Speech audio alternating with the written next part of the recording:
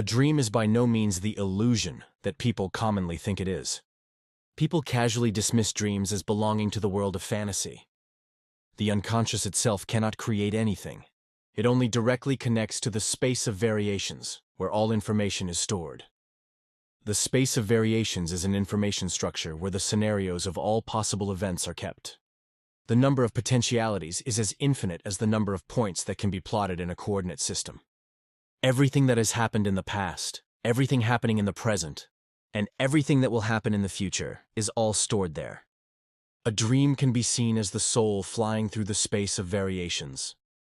The mind does not imagine dreams, it actually sees them. The soul can directly connect to the information field, where all scenarios and stage settings are stored statically, like frames of a film. As the soul moves through the sectors of the space of variations, it observes moving scenes. So, where does the soul go in a dream? Does it travel to the past, present, or future?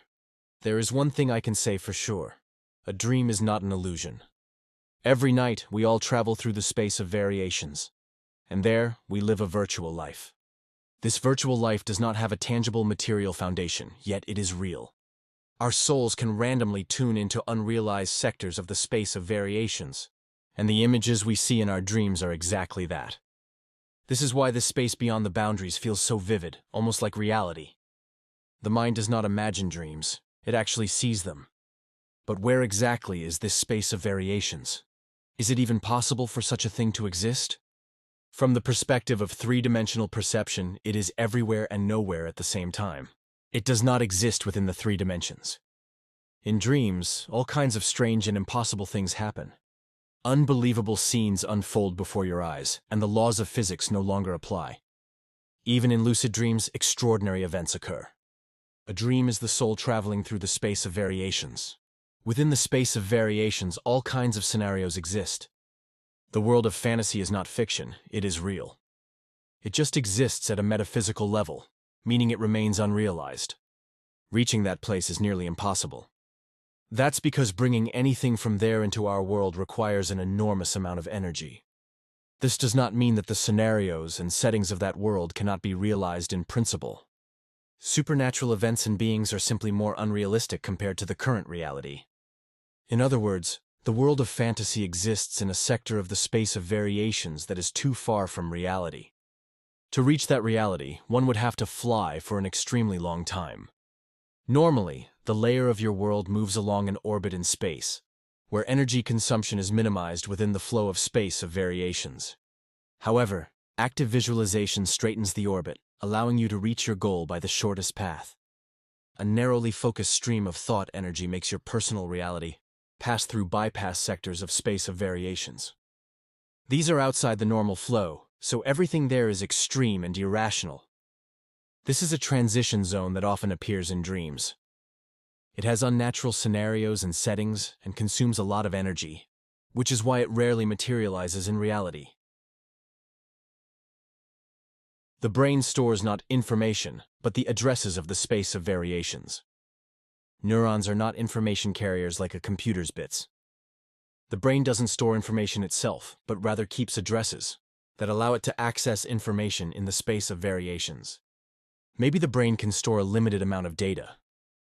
But no matter how perfect a biological system it is, it cannot possibly store every single memory we try to recall.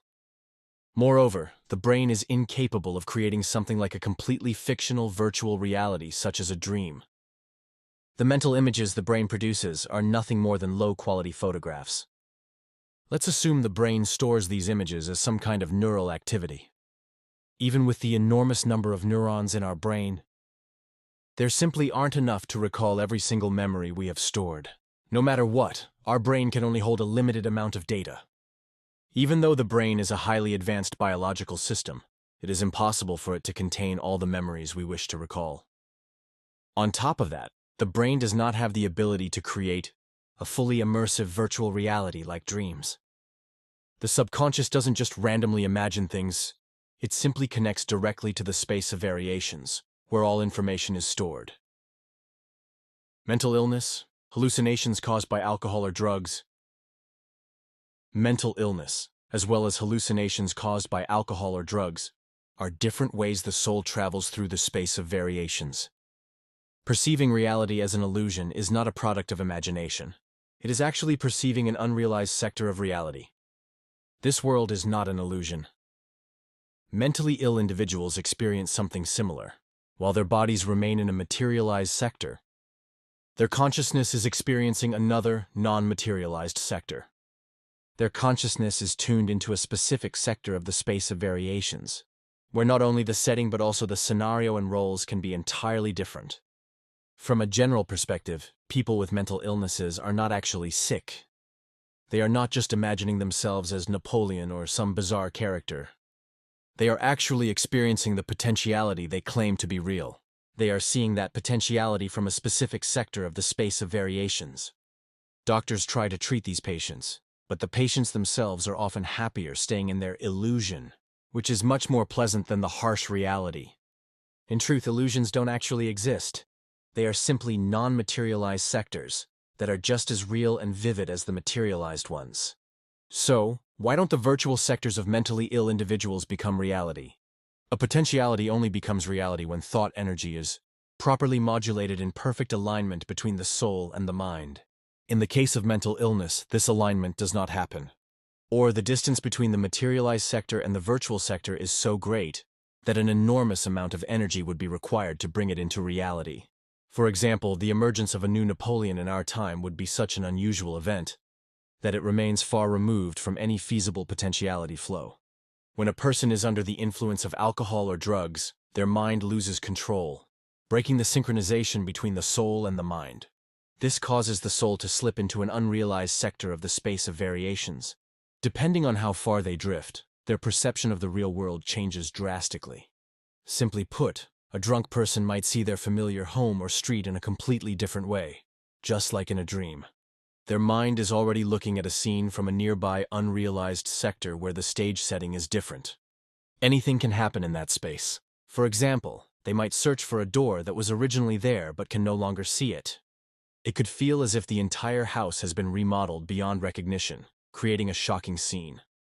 They might even see familiar faces as completely different people. In reality, everything remains the same. But because their perception is tuned into a different sector of the space of variations, they see an unrealistic setting instead.